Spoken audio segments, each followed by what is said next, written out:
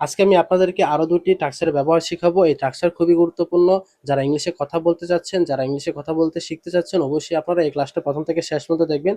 এই ২ টি নিয়ম আমরা স্পোকেন ইংলিশের ক্ষেত্রে খুব ব্যবহার করে থাকি। অবশ্যই শেখার জন্য আপনাদেরকে কন্টিনিউয়াসলি ক্লাসটা শেষ পর্যন্ত দেখতে হবে। চলুন তাহলে আমরা একটু শিখে নেই। থিংক অফ, কোনো কিছু করব বলে ভাবছি অর্থে আমরা কি ব্যবহার করব? থিংক অফ ব্যবহার করব। এটা টাক্সাটা কি?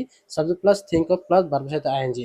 এখানে অফ এর পরে ভার্বের সাথে কি করবেন? আইএনজি যুক্ত করবেন। For example, I think of taking a cup of tea. আমি ১ কাপ চা খাবো বলে ভাবছি। I think of reciting the holy Koran. আমি কোরআন তেলাওয়াত করব বলে ভাবছি। আপনারা এখানে কি করবেন?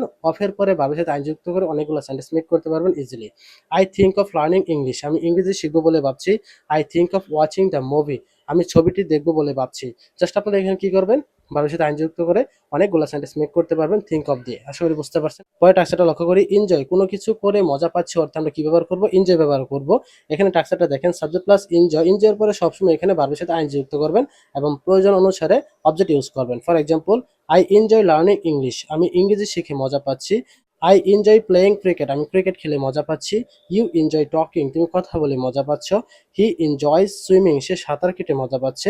এখানে দেখেন এস যুক্ত হয়েছে, কারণ কি? সাবজেক্ট থার্ড পারসন সিঙ্গুলার হলে ভার্বের সাথে এস যুক্ত করতে হবে। আশা করি থিংক অফ আর এনজয় নিয়মটা বুঝতে পারছেন। যারা ক্লাসটা দেখছেন তাদেরকে অসংখ্য ধন্যবাদ। আপনারা এভাবে আমার ক্লাসগুলো দেখতে থাকবেন এবং যদি ক্লাসটি যদি ভালো লাগে অবশ্যই শেয়ার করে দেবেন, যাতে আপনাদের মাধ্যমে অন্যরাও শিখতে পারে। That's it.